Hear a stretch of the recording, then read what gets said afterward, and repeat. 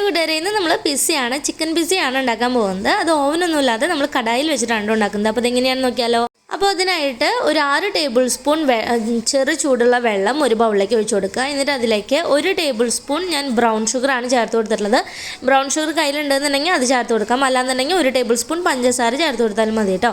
ഇനി അത് നന്നായി ഇളക്കി പഞ്ചസാര മെൽറ്റാക്കിയതിന് ശേഷം നമുക്ക് അതിലേക്ക് 3/4 ടീസ്പൂൺ ഈസ്റ്റ് ചേർത്ത് ഒരു മൂടി വെച്ച് അടച്ചിട്ട് 5 മിനിറ്റ് മാറ്റി വയ്ക്കാം. ആ സമയം കൊണ്ട് നമുക്ക് മറ്റൊരു ബൗളിലേക്ക് 1 കപ്പ് മൈദ ഇട്ട് കൊടുക്കുക. ഇനി അതിലേക്ക് നമ്മൾ ചേർത്ത് കൊടുക്കുന്നത് ഒരു 1/4 ടീസ്പൂൺ ഉപ്പ്, 1/2 ടീസ്പൂൺ പിസ്സ ഒറിഗാനോ. അത് നമുക്ക് പിസ്സ ഒറിഗാനോ എന്ന് പറഞ്ഞിട്ട് നമുക്ക് സൂപ്പർ മാർക്കറ്റിലൊക്കെ കിട്ടുന്നതാണ്. അപ്പോൾ അത് മേടിച്ചിട്ട് അത് ചേർത്ത് കൊടുക്കാം. അപ്പോൾ ഇത് ചേർത്ത് കൊടുക്കുമ്പോൾ ഒരു പ്രത്യേക ഫ്ലേവർ ഉണ്ടായിരിക്കും നമ്മുടെ പിസ്സയ്ക്ക്. പിന്നെ വേണ്ടത് 1/2 ടീസ്പൂൺ ബേക്കിംഗ് പൗഡറാണ്. ബേക്കിംഗ് സോഡയല്ല കേട്ടോ, ബേക്കിംഗ് പൗഡറാണ് ചേർത്ത് കൊടുക്കേണ്ടത്. എന്നിട്ട് നന്നായിട്ട് മിക്സ് ചെയ്ത് യോജിപ്പിച്ച് കൊടുക്കുക.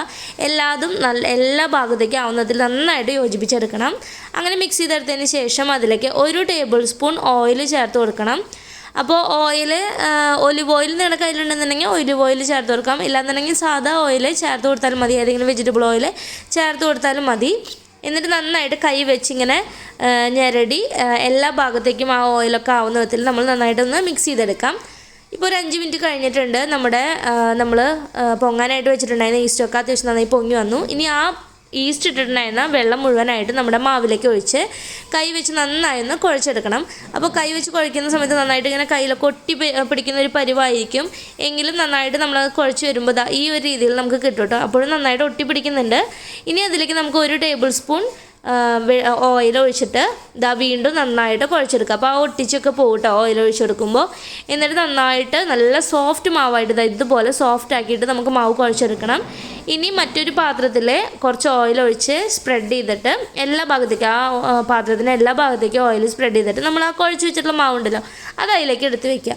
എന്നിട്ട് ആ മാവിൻ്റെ മുകളിൽ നന്നായിട്ട് ഓയിൽ തേച്ച് പിടിപ്പിച്ചിട്ട് ഒരു മൂടി വെച്ച് അടച്ച് 2 മണിക്കൂർ നമുക്കിത് റെസ്റ്റ് ചെയ്യാനായിട്ട് മാറ്റി വയ്ക്കാം. ഇപ്പോൾ 2 മണിക്കൂർ കഴിഞ്ഞു, മാവൊക്കെ നന്നായിട്ട് പൊങ്ങി വന്നിട്ടുണ്ട്.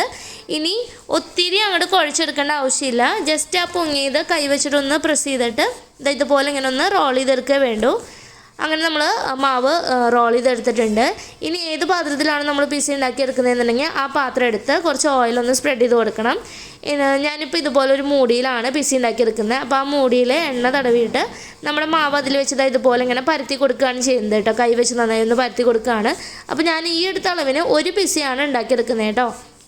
അപ്പോൾ അത് നന്നായിട്ട് ഇങ്ങനെ ബണ്ണ് പോലെ വീർക്കാതിരിക്കാനായിട്ട് നമ്മളൊരു ഫോർക്ക് വെച്ചിട്ടിങ്ങനെ കുറേ കുത്ത് ഇട്ട് കൊടുക്കണം, അല്ലെങ്കിൽ അത് ഭയങ്കരമായിട്ട് പൊങ്ങി വരും.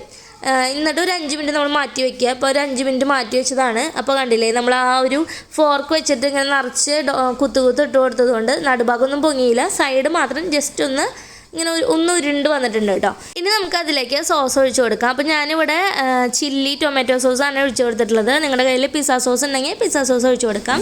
പിന്നെ കുറച്ച് ഒറിഗാനോ സ്പ്രെഡ് ചെയ്തിട്ട് അതിൻ്റെ മുകളിൽ ചീസ് ഇട്ട് കൊടുക്കാം. അപ്പോൾ ഞാൻ പിസ്സ ചീസ് എന്ന് പറഞ്ഞിട്ട് മേടിച്ചതാണ്. അപ്പോൾ അത് ചെറിയ പീസുകളായിട്ട് കട്ട് ചെയ്തിട്ട് ഇട്ട് കൊടുത്തിട്ടുണ്ടായിരുന്നു.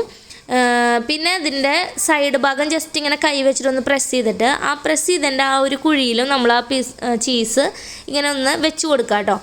അപ്പോൾ ആ സൈഡ് ഭാഗം ഇങ്ങനെ നന്നായിട്ട് ഒന്ന് ഉരുണ്ടും വരും. അതുപോലെ നല്ല രസമായിട്ട് നമുക്ക് നല്ല അടിപൊളി പിസ്സയായിട്ട് കിട്ടും. ഇനി അതിന് മുകളിൽ ഞാൻ ചിക്കൻ വറുത്തത് വെച്ച് കൊടുക്കുകയാണ്.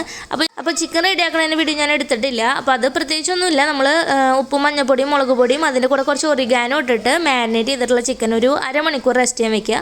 എന്നിട്ട് കുറച്ച് ഓയിലിൽ അതൊന്ന് ഒത്തിരി മൊരിഞ്ഞ് പോകാത്ത രീതിയിൽ വറുത്ത് ലാസ്റ്റ് കുറച്ച് സവാള കൂടി ഇട്ടിട്ട് മൂടി വെച്ച് അടച്ച് ഒന്ന് വഴറ്റിയെടുക്കുകയാണ് ചെയ്യുന്നത് കേട്ടോ. അങ്ങനെ നമ്മൾ ചിക്കനൊക്കെ ഇട്ട് കൊടുത്തു. പിന്നെ കുറച്ച് ഒരു പകുതി സവാള കട്ട് ചെയ്തിട്ട് അതും ഇട്ട് കൊടുത്തു. ഇനി എല്ലാത്തിൻ്റെയും മുകളിലായിട്ട് നമുക്ക് കുറച്ച് ചീസ് സ്പ്രെഡ് ചെയ്ത് കൊടുക്കാം.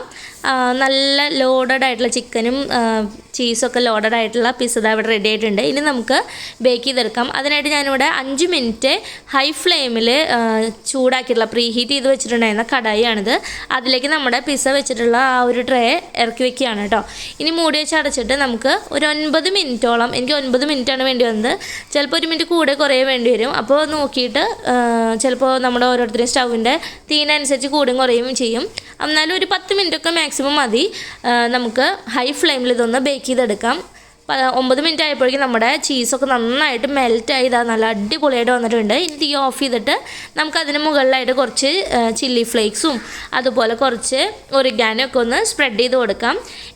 എന്നിട്ട് നമുക്കിത് പുറത്തേക്ക് എടുത്തിട്ട് ഒരു ലൈറ്റ് ചൂടോട് കൂടി തന്നെ നമുക്ക് സെർവ് ചെയ്യാം. അപ്പോൾ ആ ഒരു ചൂടോട് കൂടെ കഴിക്കുമ്പോഴാണ് കൂടുതൽ ടേസ്റ്റ്. കാരണം നമ്മൾ ആ ചീസൊക്കെ ഇട്ടിട്ടുള്ളത് കൊണ്ട് ഒത്തിരി തണുത്ത് കഴിഞ്ഞാൽ ആ ഒരു ടേസ്റ്റ് കിട്ടില്ല. ആ ലൈറ്റ് ചൂടോട് കൂടി കഴിക്കുമ്പോൾ നല്ല രസമുള്ള പിസ്സയാണ്. അപ്പോൾ എല്ലാവരും ഒന്ന് ട്രൈ ചെയ്ത് നോക്കുക. ഇതിപ്പോൾ എന്നും നമ്മൾ ഉണ്ടാക്കി കഴിക്കുന്നതല്ലല്ലോ, വല്ലപ്പോഴൊക്കെ കുട്ടികൾ പിസ്സ വേണമെന്നൊക്കെ പറയുമ്പോൾ നമുക്കിപ്പോൾ പുറമെന്ന് മേടിക്കേണ്ട ആവശ്യമൊന്നുമില്ല. നമുക്ക് വീട്ടിൽ തന്നെ ഓവനൊന്നും ഇല്ലെങ്കിൽ കൂടി ഇതുപോലെ നല്ല അടിപൊളിയായിട്ട് പിസ്സ ഉണ്ടാക്കിയെടുക്കാം. അപ്പോൾ കുട്ടികൾക്കൊക്കെ ഒത്തിരി ഇഷ്ടമാവും. നല്ല ടേസ്റ്റി ആയിട്ടുള്ള പിസ്സയാണ്. പിന്നെ നമ്മൾ മേടിക്കുന്ന പിസ്സയിലൊക്കെ ആണെങ്കിലും ഇതുപോലെ ചിക്കനൊന്നും ഉണ്ടാവില്ല, പക്ഷെ നല്ല പൈസയും കൂടുതലായിരിക്കും. അപ്പോൾ ഇതാവുമ്പോൾ നമ്മുടെ ഇഷ്ടത്തിനനുസരിച്ചിട്ട് ചീസും അതുപോലെ ചിക്കനൊക്കെ ഇട്ട് കൊടുത്ത് നല്ല അടിപൊളിയായിട്ട് നമുക്ക് പിസ്സ തയ്യാറാക്കാം. അപ്പോൾ നിങ്ങൾ തയ്യാറാക്കിയിട്ട് ഇഷ്ടപ്പെട്ട് കഴിഞ്ഞാൽ ലൈക്ക് ചെയ്യുക, ഷെയർ ചെയ്യുക, കമൻറ്റ് ചെയ്യുക. താങ്ക്